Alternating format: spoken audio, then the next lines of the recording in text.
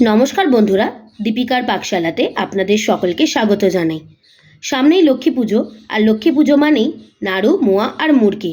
সেই লক্ষ্মী পুজো special চিড়ের mower রেসিপিটি আমি আপনাদের সাথে শেয়ার করব। মাত্র দুটি উপকরণ দিয়ে মজাদার মুচমুচে চিড়ের মোয়া আপনারা অনায়াসেই বাড়িতে বানিয়ে ঠাকুরকে নিবেদন করতে পারেন। আমি আজকে যেভাবে এই রেসিপিটি আপনাদের সাথে শেয়ার করছি, আশা করি অবশ্যই আপনাদের ভালো লাগবে। তো আসুন দেখে নেওয়া যাক আমার আজকের এই রেসিপিটি।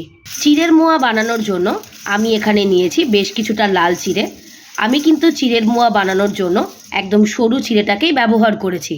যেহেতু চিড়ের মধ্যে একটু ময়লা থাকে, তাই চিড়েটাকে প্রথমে একটু ভালো করে চালুনির সাহায্যে চেলে নেব। এতে করে কিন্তু চিড়ের মধ্যে যে নোংরাগুলো থাকে সেগুলো নিচে পড়ে যাবে। এই যে দেখুন, কত সুন্দরভাবেই কিন্তু চিড়ের নিচ থেকে যে নোংরাগুলো আছে সেগুলো বেরিয়ে যাচ্ছে। চিড়ের মোয়া বানানোর জন্য চিড়েটাকে বেশ ভালো করে পরিষ্কার করে ছেলে নিয়েছি। দেখলেই বুঝতে পারছেন আমি কিন্তু এখানে একদম সরু চিড়েটাকেই ব্যবহার করেছি। চিড়ের মোয়া বানিয়ে নেওয়ার জন্য প্রথমেই চিড়েগুলোকে একটু শুকনো খোলায় ভেজে নেব। এতে কিন্তু কোনো রকম তেল ব্যবহার করব না। গ্যাসের ফ্লেমটাকে হাইতে রেখে চিড়েটাকে একটু ভালো করে ভেজে নেব। তবে একদম কিন্তু কড়া করে ভাজবো না, হালকা একটু লাল লাল করে ভেজে নেব। মিনিট পাঁচেকের জন্য হাই ফ্লেমে চিড়েটাকে শুকনো খোলায় ভেজে নিয়েছি। দেখলেই বোঝা যাচ্ছে একদম কড়া করে কিন্তু ভাজা হয়নি, একটু লালচে লালচে করেই কিন্তু চিড়েটাকে ভেজেছি। আমি আজকে লাল চিড়ে ব্যবহার করছি, তবে আপনারা চাইলে নর্মাল যে সরু সাদা চিড়েটা হয় সেটা দিয়েও কিন্তু মোয়া বানিয়ে নিতে পারবেন। এবার গ্যাসের ফ্লেমটাকে বন্ধ করে চিড়েটাকে বেশ কিছুক্ষণের জন্য ঠান্ডা করে নেব। চিড়েটাকে ভেজে তুলে নিয়েছি। এবারে মোয়া বানিয়ে নেওয়ার জন্য প্রথমেই কড়াইয়ে দেব বেশ কিছুটা আখের গুড়। মোয়া বানানোর জন্য কিন্তু আখের গুড়ই ব্যবহার করতে হবে। আমি মোয়া বানানোর জন্য 250 গ্রাম চিড়ে নিয়েছিলাম। 250 গ্রাম চিড়ের পরিমাপ হিসাবে আমি এখানে প্রায় 150 গ্রাম মতো গুড় ব্যবহার করছি। মোয়া বানিয়ে নেওয়ার জন্য প্রথমেই গুড়টাকে বেশ ভালো করে জাল দিয়ে নিতে হবে।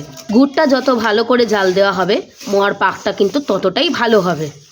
বেশ কিছুক্ষণের জন্য হাই ফ্লেমে গুড়টাকে বেশ ভালো করে জাল দিয়ে নিতে হবে। মোয়া বানিয়ে নেওয়ার জন্য কিন্তু গুড়টাকে একটু আঠালো করেই জাল দিতে হবে। আমি আপনাদের একটু দেখিয়ে দিচ্ছি। দেখবেন যখন খুন্তি দিয়ে খুন্তির তলার গুড়টা এরকম ড্রপ হয়ে পড়বে, তখন বুঝতে হবে যে গুড়টা কিন্তু বেশ খানিকটা আঠালো হয়ে আসছে। আমি আপনাদের বোঝার সুবিধার জন্য আরেকবার দেখিয়ে দিচ্ছি।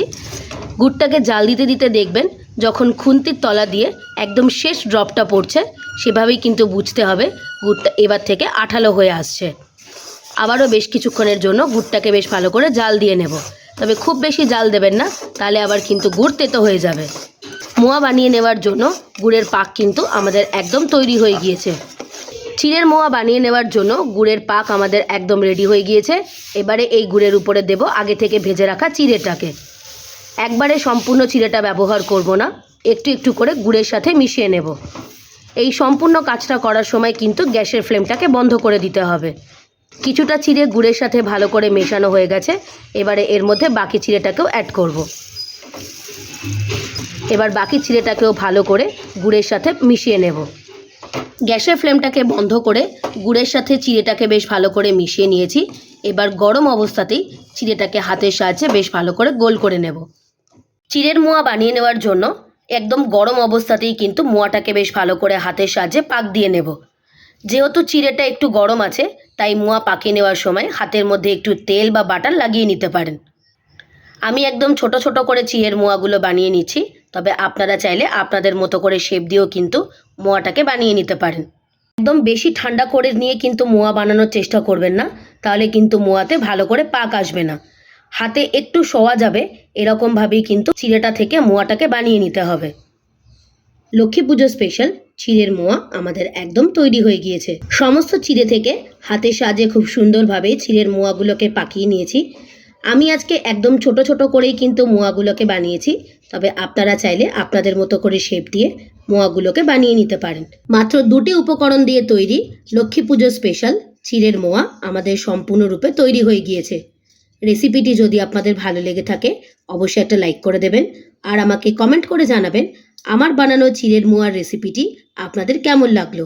রেসিপিটি যদি ভালো লেগে থাকে আপনারাও বাড়িতে একই পদ্ধতিতে চিড়ের মোয়া বানিয়ে ঠাকুরকে নিবেদন করতে পারেন।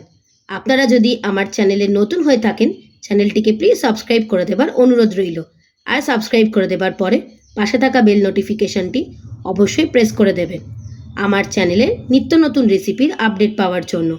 ভালো থাকবেন, সুস্থ থাকবেন। দেখা হবে আবারও একটি নতুন রেসিপির সাথে। ধন্যবাদ।